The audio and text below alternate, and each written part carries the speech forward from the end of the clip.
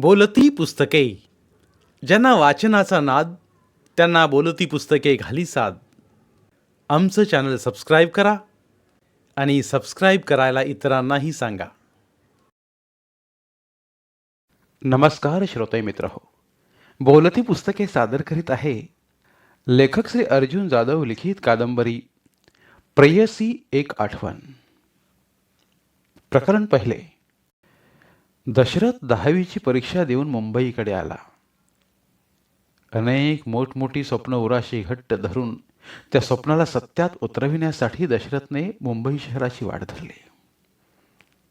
गरिबीतून दुःखातून मुक्त होण्यासाठी मुंबई नगर प्रत्येकाला प्रिय आहे. अनेक गरिबांना मुंबई नगरीने माईची ऊब दिली आहे. धन दौलत देऊन मोठे केले आहे असे दशरथच्या ऐकवण्यात होते. मला ही मुंबई नगरी मोठं करील, मायेची प्रेमाची ऊब देईल, या आशेवर त्याने मुंबई नगरी गाठली. तसा तो साहित्यिक मनाचा बुद्धिमान होता. त्यामुळे त्याने पुढील दूरदृष्टी ठेवून मुंबई नगरीकडे धाव घेतली, मुंबादेवीच्या छायेत मायेत प्रेमात वाढण्यासाठी. तो देशप्रेमी क्रांतीवीरांचा मनापासून सन्मान राखणारा, त्यांना मनापासून अभिवादन करणारा होता. त्याने अनेक थोरा मोठ्यांची आत्मचरित्रे वाचली होती.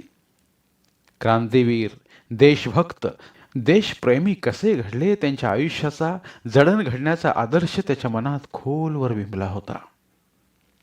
आपणही काहीतरी बनावे, समाजापुढे आदर्श वाटावे असे त्याला सतत वाटायचं. दशरथने सर्वांना प्रिय असणाऱ्या विशाल मुंबई नगरीत पाय ठेवला. दिव्याच्या प्रखर प्रकाशाने मुंबई नगरी झगमगून गेली होती. गावाकडे रात्री काळा कुट्ट अंधार पसरलेला असतो. इथे मात्र दिव्य प्रकाश आहे, डोळे दिपून टाकणारा आहे. ही भली मोठी दिव्यमय असणारी नगरी पाहून तो थोडा भयभीत झाला होता. या विशाल नगरीत आपण असे दिव्यमय प्रकाशात प्रकाशमय होऊ की कुठेतरी अंधारात कोलमडून पडू? जर का या दिव्याच्या तेजोमय लख्ख असणाऱ्या प्रकाशाने माझे आयुष्य सजले, फुलले, प्रकाशमय झाले, तर ते माझे भाग्यच म्हणावे लागेल. जी माणसे आजपर्यंत या मुंबईत आली, त्याने या दिव्याचा लख्ख प्रकाश आपल्या अंगावर घेऊन मोठी झालेली असावीत. या मुंबादेवीने त्यांना आपल्या हृदयाशी घट्ट धरून कवटाळून भरपूर प्रेम दिलेलं असावं, मायेची ऊब दिली असावी. म्हणूनच तर शून्यातून अनेक माणसं मोठी झाली इथे, समाजापुढे आदर्श ठरली.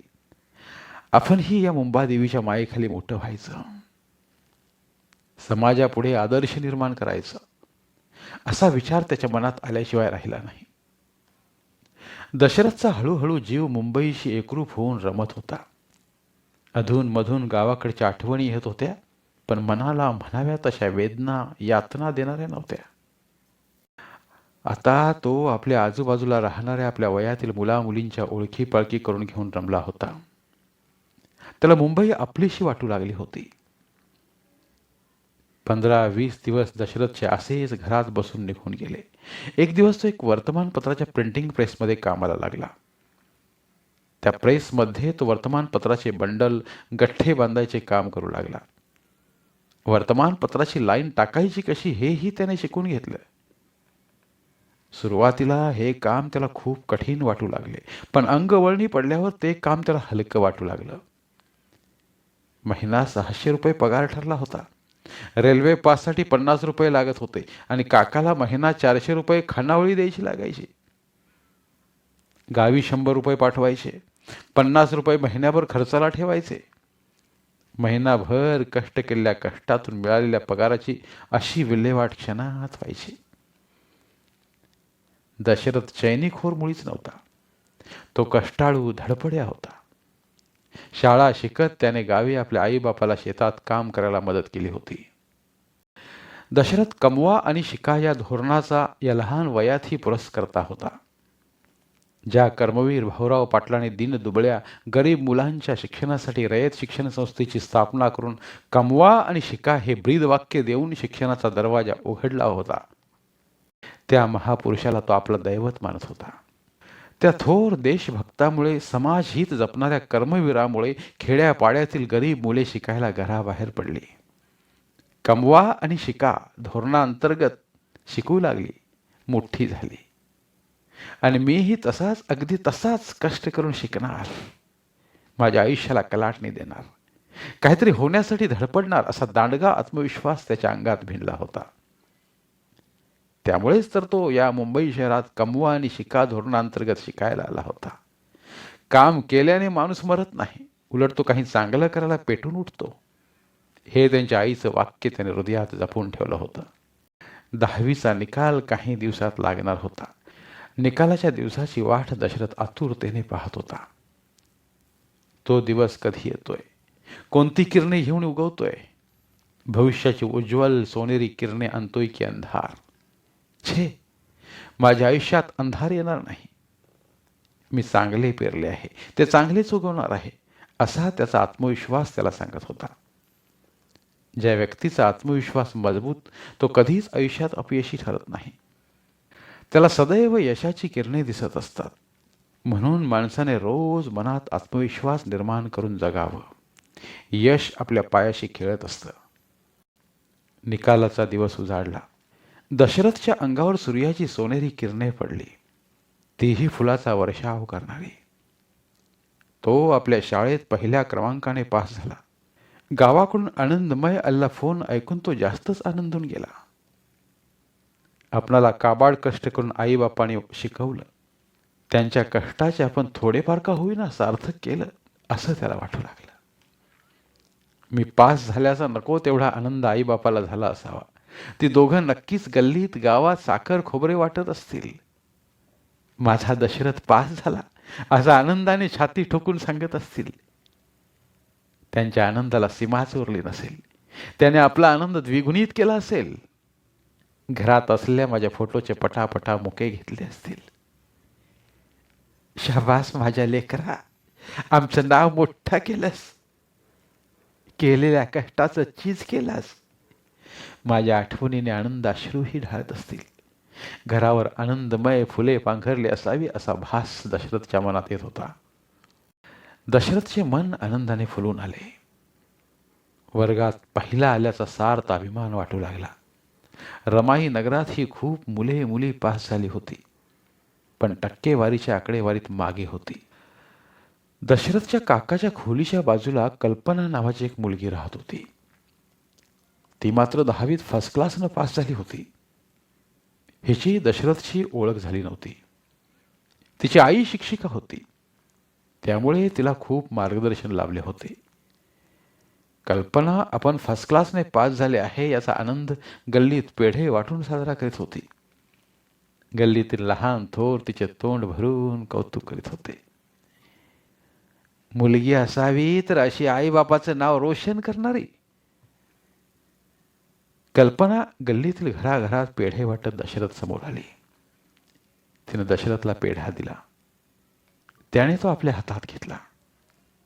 ती दशरथच्या काकाला पेढा द्यायला पुढे सरकली. काही अंतरावर दशरथचा काका बसला होता. काका, मी 10वी पास झाले, त्याबद्दल हा पेढा घ्या, तोंड गोड करा, असे म्हणत तिने दशरथच्या काकाला पेढा दिला. कल्पना, तू पास झालीस? शाबास बोरी शाबास. तुला टक्केवारी किती आहे म्हणायची? पेढा हातात घेत दशरथचा काका म्हणाला, काका, मी फर्स्ट क्लासने पास झाले, 60% वर मार्क्स पडलेत.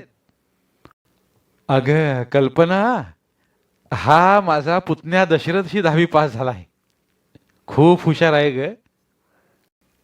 काका, किती पडले त्याला? मला म्हणायचंय, किती मार्क काढले त्यांनी? कल्पना थोडी गुरमीत बोलल्यासारखीच बोलली. दशरथ, तुला किती टक्के मार्क पडलेत रे? सांग जरा या पोरीला, दाखव तुझ्या बुद्धीची झलक. काका बोलला. दशरथ शांतपणे दारात उभा होता. तो आपल्या विचारात मग्न होता. आपणही गल्लीत पेढे वाटून आपला आनंदोत्सव साजरा केला असता. सर्वांना कळले असते मीही 10वीची परीक्षा दिली होती आणि चांगल्या मार्काने पास झालोय. हे जरी खरे असले तरी पेढे घ्यायला माझ्याकडे पैसे कुठे आहेत? काकाकडे पैसे मागावे म्हटले तर नकार मिळणार. त्यापेक्षा आपण शांत बसलेलंच बरं. दशरथच्या चेहऱ्यावर आनंद दिसत होता खरा, पण अंतरी खूप दुःख दाटलं होतं. अरे बोल की मर्दा, तू बोलत का नाहीस? किती टक्के मार्क काढल्यास? नापास विपास तर झाला नाहीस ना? न बोलणाऱ्या दशरथकडे पाहत त्याचा काका बोलला, नाही बा, मी नापास होणार ते कदापि शक्य नाही. नापास होणाऱ्या पंक्तीतील मी मुलगा नाही. मी सदैव यशाच्या शिखरावर डोलणारा मुलगा आहे. दशरथ बोलला, मग सांग की लेका, एका झटक्या छाती पुढे करून तुला किती टक्के पडले ते? या पोरीलाही कळू देत. काका बोलला, अरे दशरथ, बोल की रे, तुला किती टक्के पडलेत? तू म्हणे हुशार आहेस, मग तुला 40-50% पडलेत म्हणायची की काटावर पास झालास? अं? तू काहीच का बोलत नाहीस? कल्पना म्हणाली, ए, 40-50 या पट्टीत मी बसत नाही. वर्गात पहिला आलोय. तुझ्यापेक्षा कितीतरी पुढे आहे मी. 75% काढलेत मी. दशरथ मोठ्या अभिमानाने बोलला. दशरथचे उत्तर ऐकून कल्पनाची बोलतीच बंद झाली. ती त्याच्याकडे टक लावून पाहत उभी राहिली. हा, शाबास र माझ्या पठ्ठ्या. काका मध्येच डोकावला. अरे दशरथ, तू गप्प का उभा आहेस? गल्लीतील लोकांना पेढे वाट, पेढे. माझ्यापेक्षा तू कितीतरी पुढे आहेस.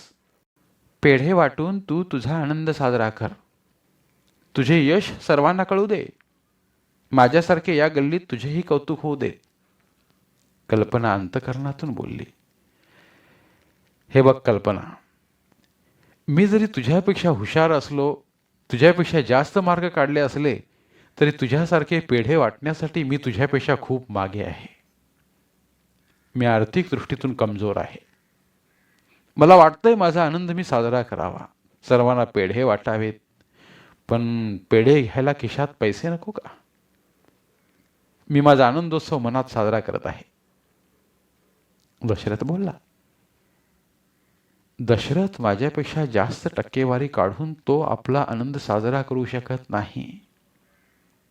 त्यांच्या पायाशी यश लोटांगण घालत आहे, पण पेढे घ्यायला पैसे नाहीत. किती दुर्भाग्य म्हणायचं. मी त्याच्यापेक्षा कितीतरी मागे आहे, तरी आनंद साजरा करते, हे बरं नाही. कल्पनाचं मन तिला कुठेतरी हृदयात टोचू लागलं. दशरथ, हे घे पेढे आणि गल्लीतील सर्वांना वाट. तू तुझा आनंद साजरा कर. तू एवढं यश संपादन करून गप्प उभा राहिलेलं मला बरं वाटत नाही रे. हे घे माझ्या हातातील पेढे. कल्पना आपल्या हातातील पेढ्यांचा बॉक्स दशरथला देण्यासाठी पुढे येऊ लागली. नको कल्पना, नको. तू तुझा आनंद साजरा कर. मी नंतर केव्हा तरी साजरा करीन. तुझा आनंदी क्षण वाया जायला देऊ नकोस. तुझ्या आईबाबांनी किती उत्साहाने आपली मुलगी 10वी पास झालेली आहे म्हणून हा पेढ्यांचा बॉक्स विकत घेऊन दिला आहे. तो तू सर्वांना वाट. आई बापाच्या उत्साहात भर घाल. हा पेढ्यांचा बॉक्स माझ्याकडे देऊन त्यांच्या आनंदावर, उत्साहावर पाणी फिरू नकोस. ठीक आहे, माझे पेढे मीच वाटते, तू गप्प असाच उभा राहा, असे म्हणत कल्पना थोडी पुढे गेली आणि पुन्हा मागे वळून दशरथ जवळ आली. दशरथ, जीव राहीना म्हणून परत मागे वळून आली बघ. मी तुला काय मदत करू? तू एवढे यश संपादन केले आहेस, तुझे गोड कौतुक व्हायला हवे. तू सांग, मी तुला काय मदत करू? कल्पना, तू मला काय मदत करू शकणार आहेस?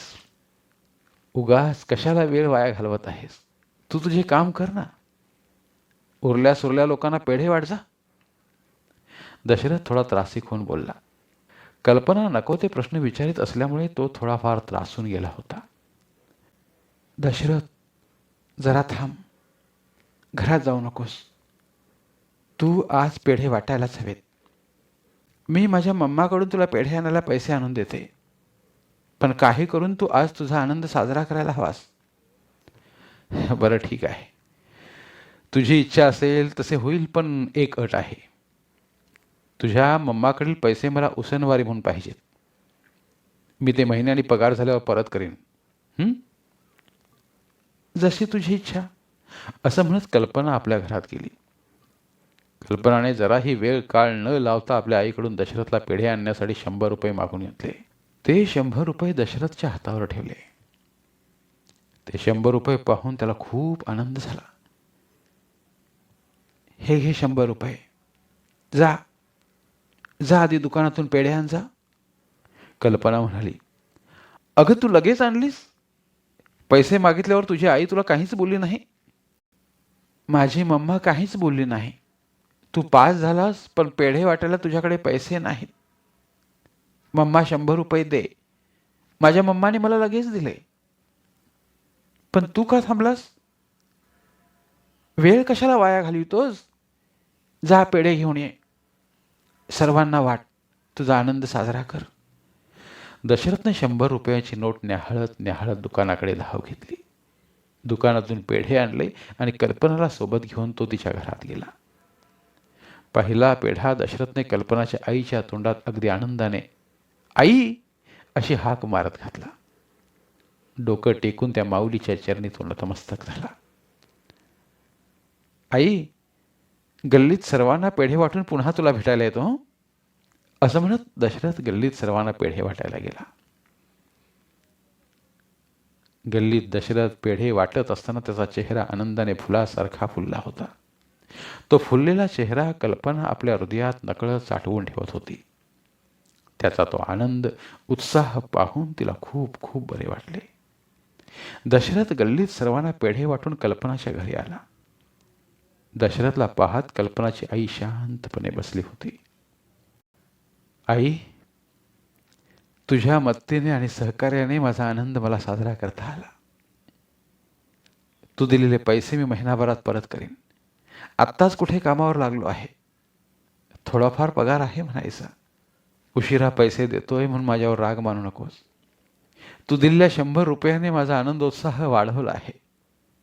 माझ्या आनंदाला वाट मोकळी करून दिली. हे तुझे उपकार मी कधीच विसरणार नाही. दशरथ म्हणाला, अरे बाळा, यामध्ये उपकार कसले म्हणायचे? मी माणुसकीच्या नात्याने तुला मदत केली, पण तू तर मला आई म्हणून हाक मारल्यावर मी तुला पैसे दिले आहेत हे विसरून गेले.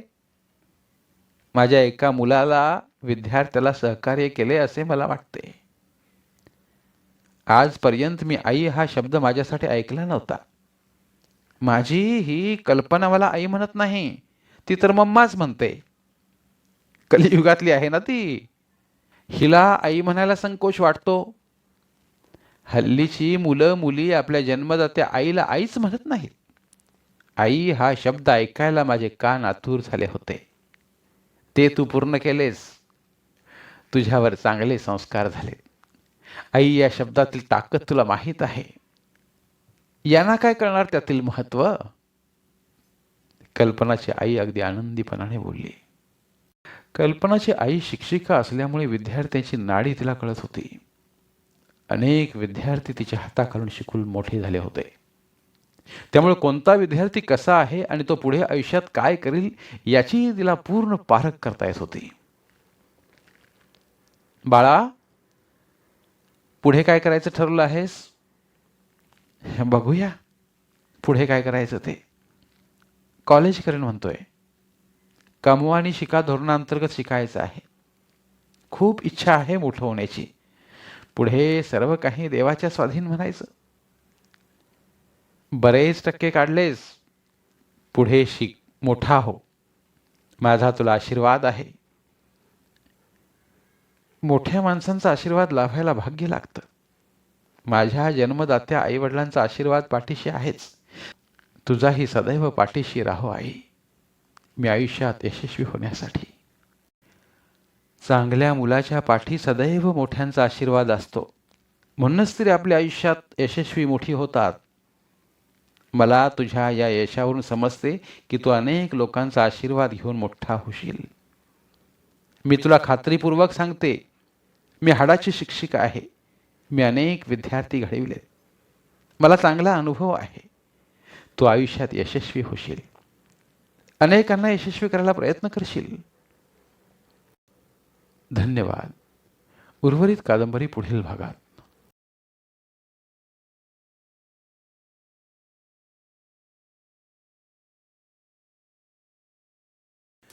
धन्यवाद.